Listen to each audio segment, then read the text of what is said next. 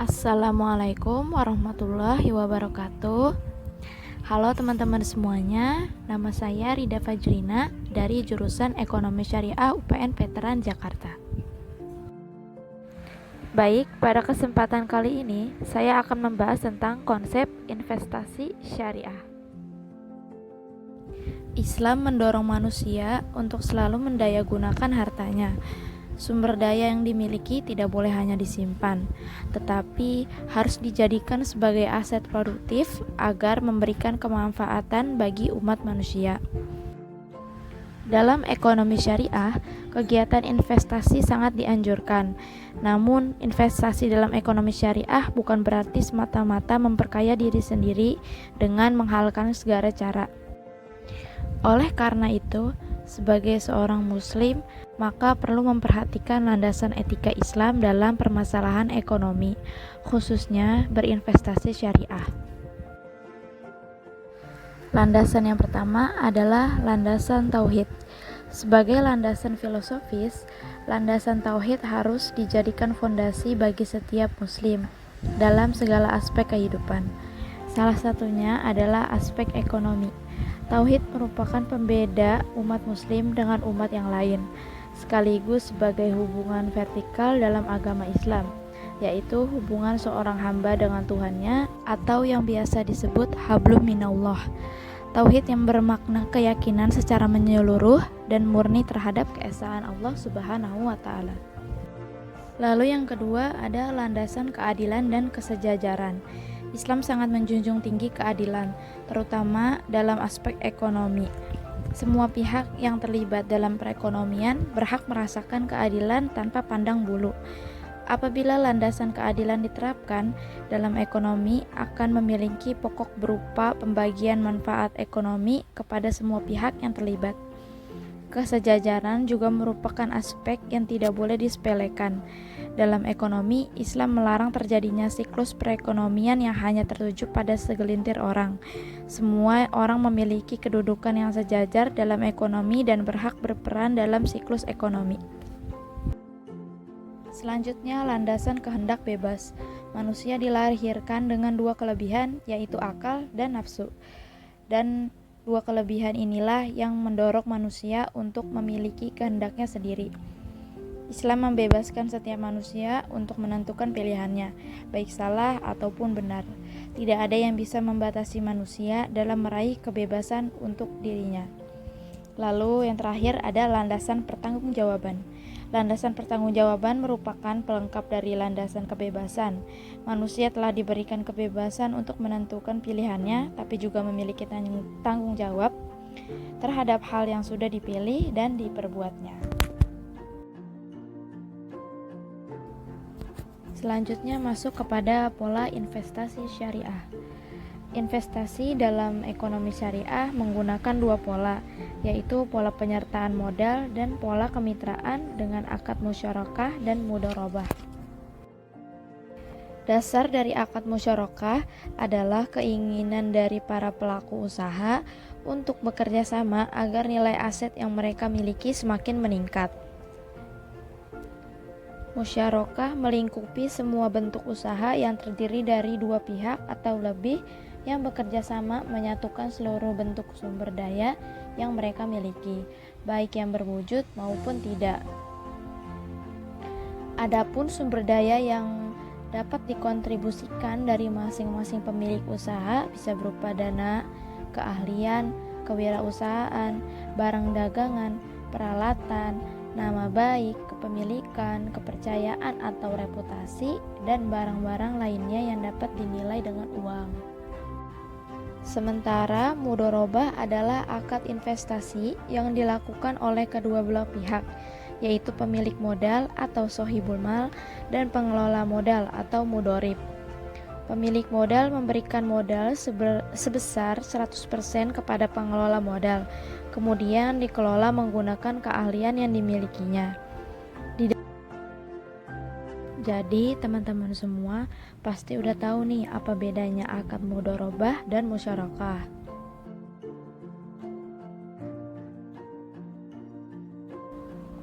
Yap, betul sekali. Di dalam mudharabah hanya satu pihak yang berkontribusi berupa modal, sementara dalam musyarakah semua pihak yang terlibat wajib menyerahkan kontribusi modal dalam suatu proyek atau kerjasamanya.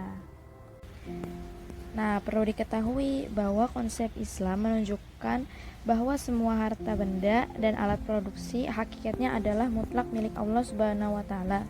Sedangkan manusia hanya sebatas diberikan amanah untuk mengelolanya. Pemilik segala harta adalah Allah Subhanahu wa taala. Dengan karunia-Nya Allah telah menganugerahkan hak milik hartanya untuk manusia. Oleh karena itu, manusia diberi kuasa oleh Allah untuk memiliki harta tersebut sekaligus mengelola, memanfaatkan, dan mengembangkannya. Ketika sudah memiliki harta, manusia harus bertanggung jawab dan menggunakan dengan sebaik-baiknya. Agar harta yang dimiliki menjadi produktif, maka Rasulullah SAW memerintahkan manusia untuk menginvestasikan hartanya. Selain itu, Khalifah Umar bin Khattab juga pernah memerintahkan kaum muslimin untuk memanfaatkan modalnya secara produktif. Beliau berkata, siapa saja yang memiliki uang, hendaklah ia menginvestasikannya, dan siapa saja yang memiliki tanah, hendaklah ia menanaminya. Tuntutan Khalifah Umar ini dilatar belakangi oleh pengembangan tanah dan investasi produktif dari simpanan yang sangat diperlukan untuk memenuhi kebutuhan masyarakat muslim akan kebutuhan primer dan kenyamanan hidup. Menurut filosofi Islam, menginvestasikan harta merupakan amalan kebajikan. Dengan demikian, ajaran tersebut menunjukkan bahwa Islam sangat mengakui peranan modal sebagai faktor produksi. Namun, Islam melarang praktik riba dalam investasi yang dilakukan dengan menentukan keuntungan terhadap modal dalam bentuk bunga.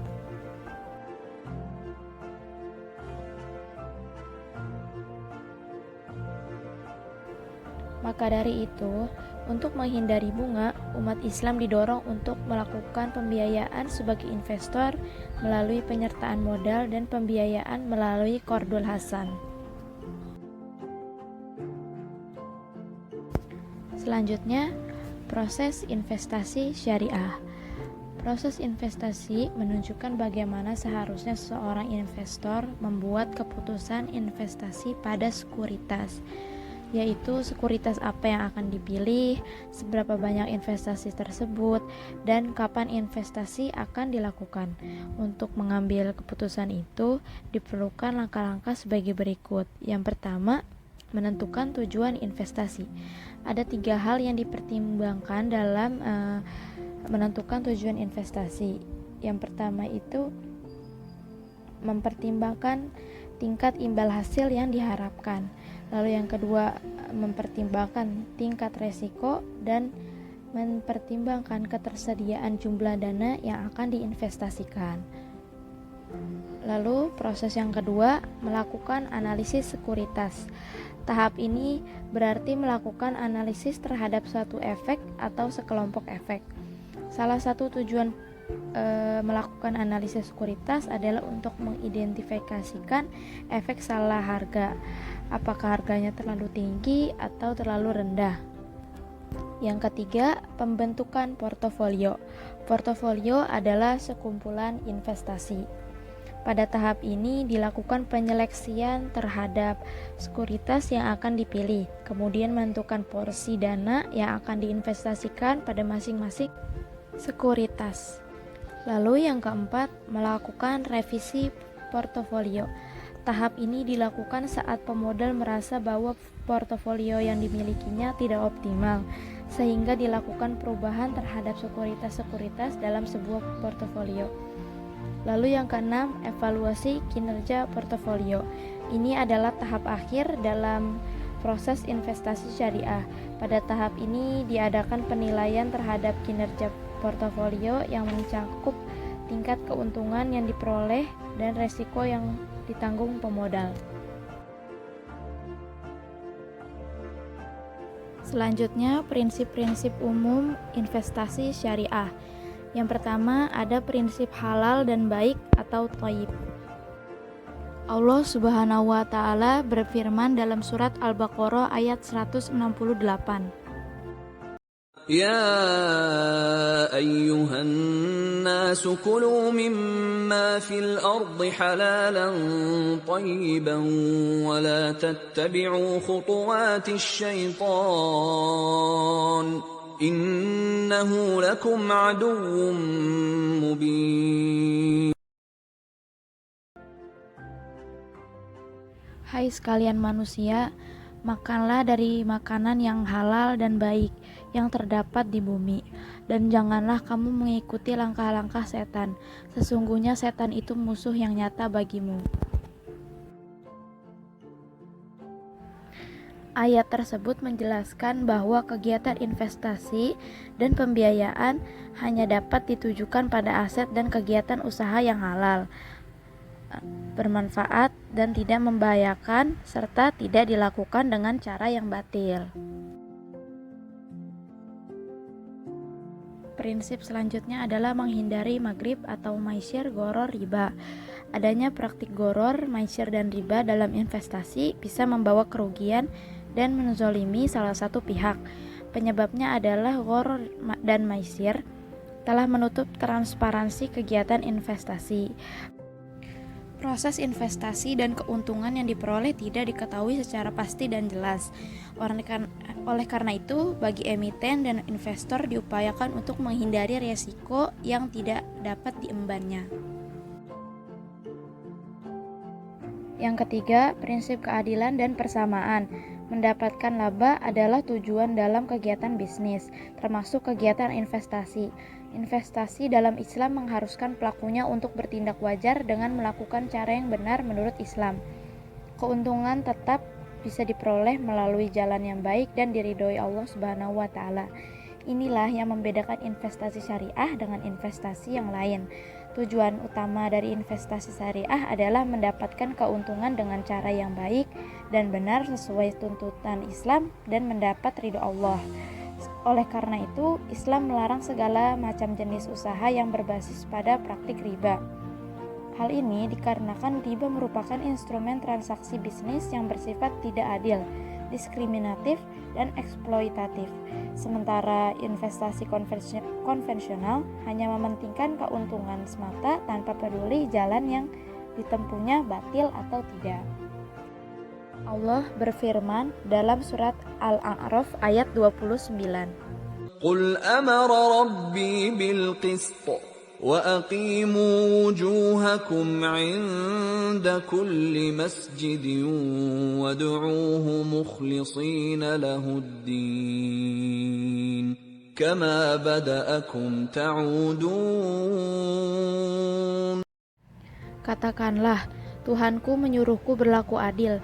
Hadapkanlah wajahmu kepada Allah pada setiap saat, dan sembahlah Dia dengan mengikhlaskan ibadah semata-mata hanya kepadanya. Kamu akan dikembalikan kepadanya sebagaimana kamu. Jadi, investasi syariah adalah komitmen atas sejumlah dana atau sumber daya lainnya yang dilakukan dengan penanaman modal untuk memperoleh sejumlah keuangan atau keuntungan di masa yang akan datang sesuai dengan syariat Islam. Syariat Islam inilah yang menjadi pembeda investasi jenis syariah dengan investasi lainnya. Baik, mungkin hanya itu yang dapat saya sampaikan. Walaupun sebenarnya masih banyak banget hal yang mengenai investasi syariah ini, tapi semoga yang sedikit ini bisa bermanfaat buat teman-teman ya. Terima kasih sudah mendengarkan. Wassalamualaikum warahmatullahi wabarakatuh.